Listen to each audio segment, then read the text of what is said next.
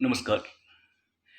सामाजिक अनुसंधान के अंतर्गत हम अनुसंधान का अर्थ, अनुसंधान के विभिन्न प्रकार, अनुसंधान में वस्तुनिष्ठता की आवश्यकता, इस सब के बारे में हम विस्तार से बात कर चुके हैं। हम ये भी जान चुके हैं कि जितना भी अनुसंधान होता है, जो भी समस्त अनुसंधान है, उसको हम 2 वर्गों में वर्गीकृत कर सकते हैं, क्वांटिटेटिव रिसर्च और क्वालिटेटिव रिसर्च। गुणात्मक अनुसंधान तथा परिमाणात्मक अथवा मात्रात्मक अनुसंधान। अनुसंधान निश्चित रूप से एक वैज्ञानिक प्रक्रिया है, किसी भी चीज के बारे में नवीन ज्ञान को प्राप्त करने के बारे में। यदि हम किसी भी चीज के बारे में नवीन ज्ञान प्राप्त करना चाहते हैं, चाहे वो कोई घटना हो, कोई व्यक्ति हो, तो इसके लिए अनुसंधान की प्रक्रिया अपनाई जाती है, जो कि पूर्णतः वैज्ञानिकतापूर्ण होती है। और इस प्रक्रिया में सबसे महत्वपूर्ण पहलू है अवलोकन। अवलोकन को सभी वैज्ञानिक स्वीकार करते हैं और सभी का यह मानना है कि यदि हम वैज्ञानिक अध्ययन करना चाहते हैं, निष्पक्ष अध्ययन करना चाहते हैं, यदि हम विश्वसनीय फाइंडिंग्स और परिणाम और निष्कर्ष निकालना चाहते हैं किसी घटना के बारे में, तो वो तभी संभव है जब एक वैज्ञानिक उस घटना का अवलोकन करे, स्वयं अध्ययन क्षेत्र में जाए, जो टारगेट ग्रुप है या टारगेट ग्रुप्स हैं, उनको खुद अपनी आंखों से देखे, उनसे मिले, घटना के क्या क्या प्रभाव पड़ रहे हैं टारगेट ग्रुप पर या स्टडी एरिया में, उन सबको देखे। तो ये अपेक्षा की जाती है और इसीलिए वैज्ञानिक अध्ययन के लिए अवलोकन के महत्व को हमेशा से स्वीकार किया जाता रहा है।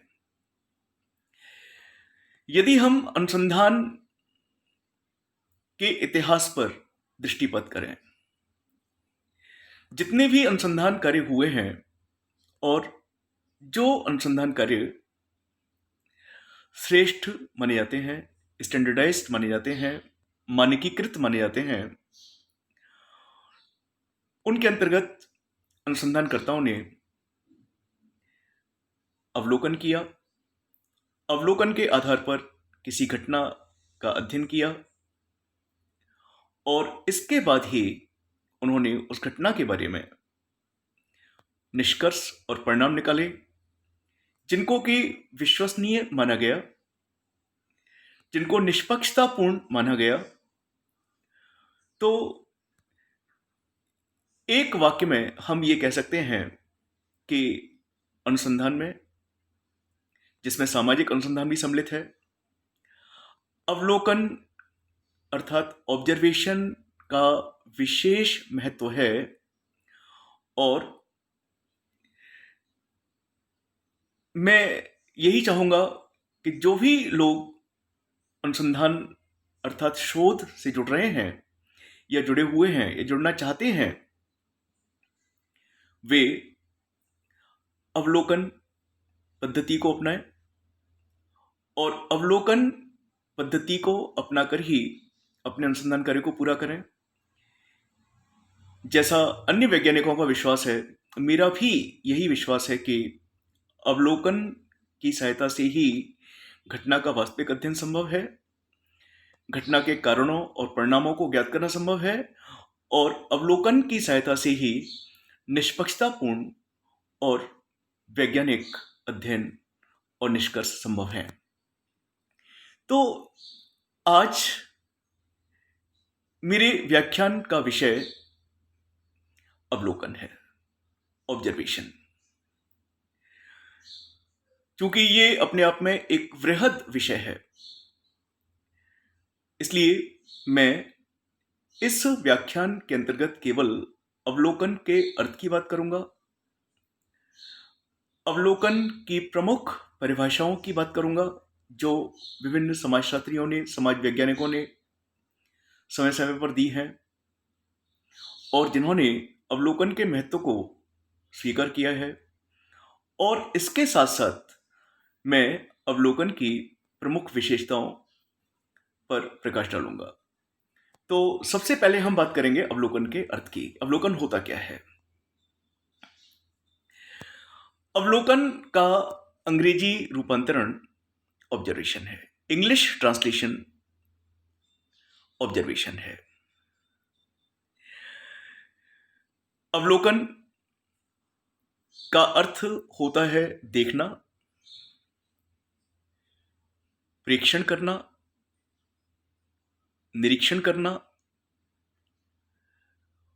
और भी सरल शब्दों में हम बात करें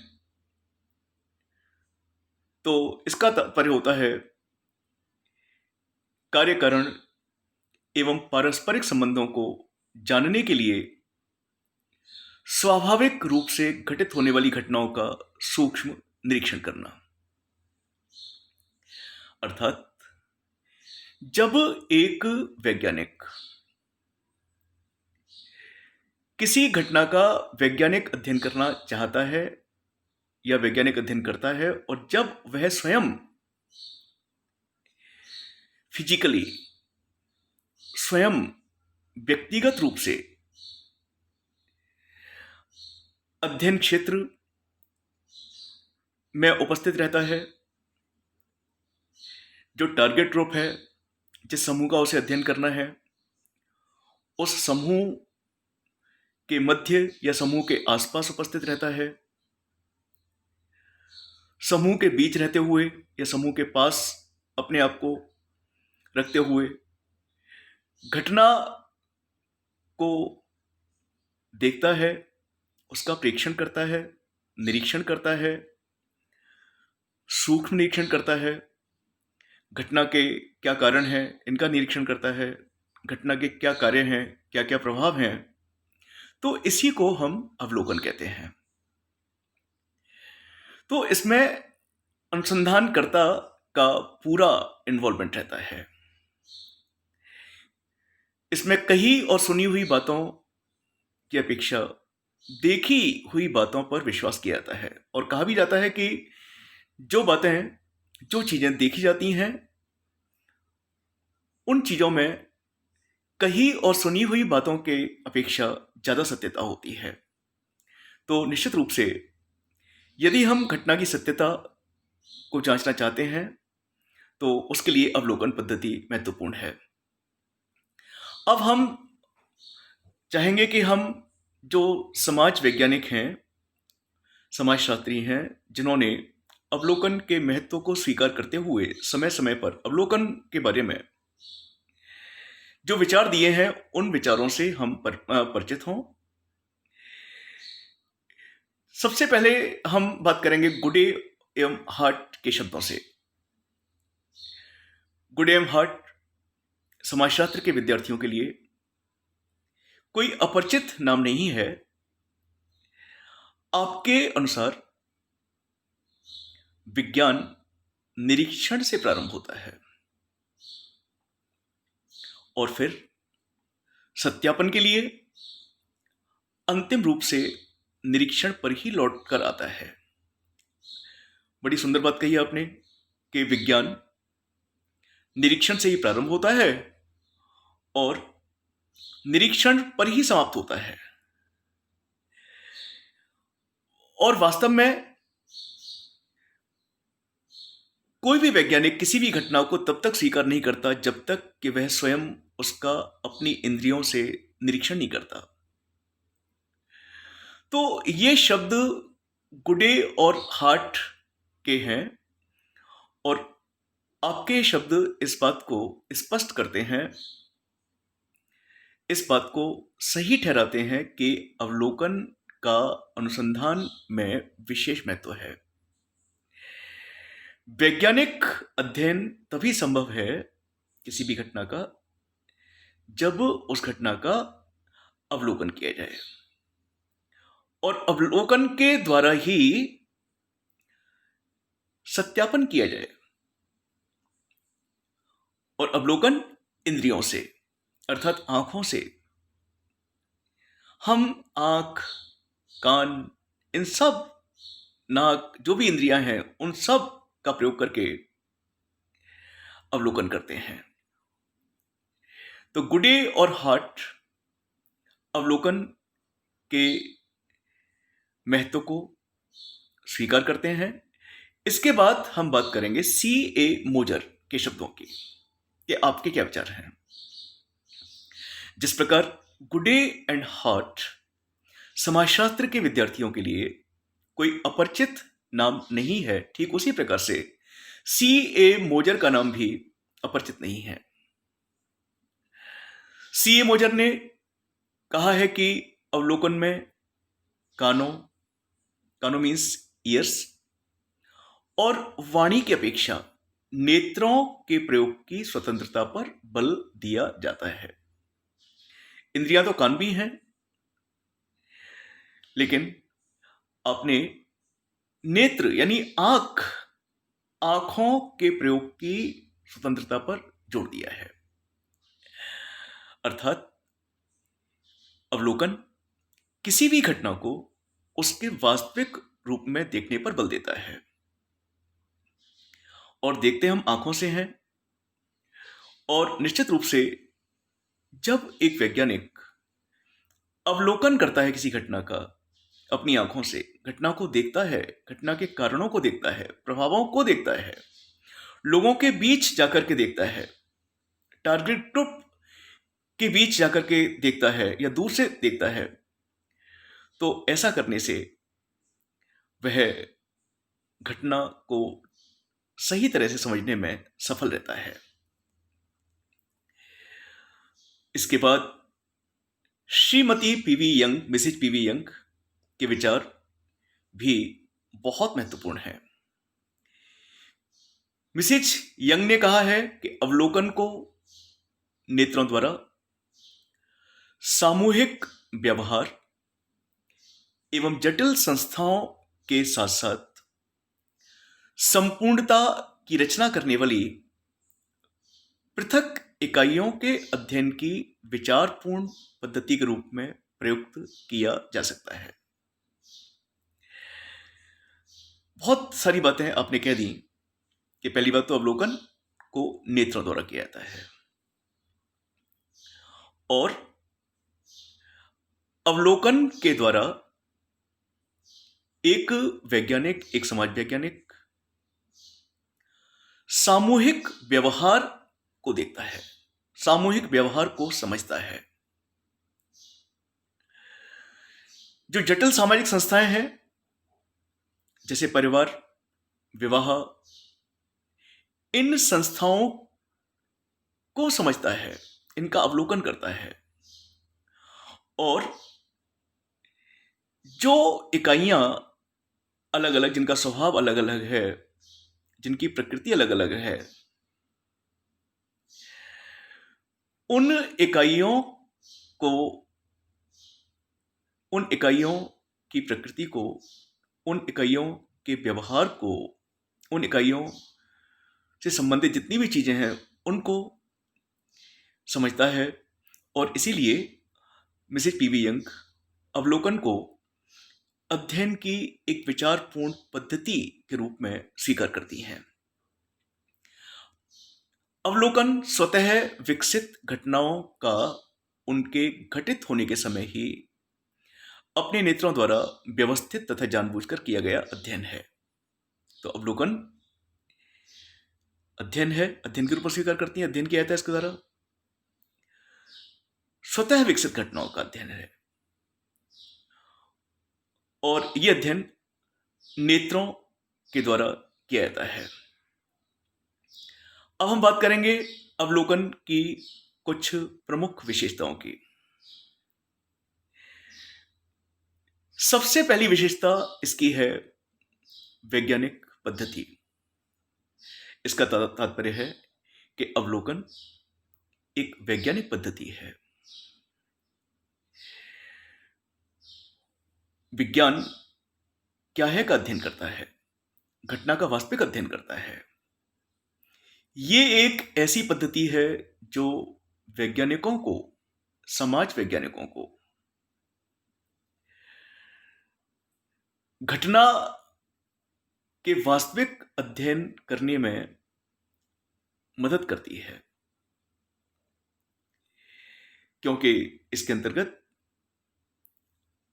अध्ययनकर्ता, शोधार्थी, अनुसंधानकर्ता, वैज्ञानिक अध्ययन क्षेत्र में स्वयं उपस्थित रहता है या उसके आसपास उपस्थित रहता है, जैसी भी स्थितियां हो। घटना के प्रभावों को, घटना के कारणों को स्वयं अपनी आंखों से देखता है और इस प्रकार से यह विश्वास किया जाता है कि अवलोकन के आधार पर किया जाने वाला अध्ययन वैज्ञानिकतापूर्ण है, निष्पक्षतापूर्ण है और इसके आधार पर निकाले गए जो परिणाम हैं वो परिणाम विश्वसनीय हैं। तो पहली विशेषता के रूप में हम कह सकते हैं कि अवलोकन एक वैज्ञानिक पद्धति है। इसकी दूसरी विशेषता है मानवीय इंद्रियों का पूर्ण प्रयोग। इस पद्धति के अंतर्गत वैज्ञानिक अपनी समस्त इंद्रियों का, जैसे 5 इंद्रियां होती हैं, इंद्रियों का पूर्ण प्रयोग करने के लिए स्वतंत्र रहता है वो। लेकिन इन सब में भी सबसे महत्वपूर्ण भूमिका आंखों की होती है।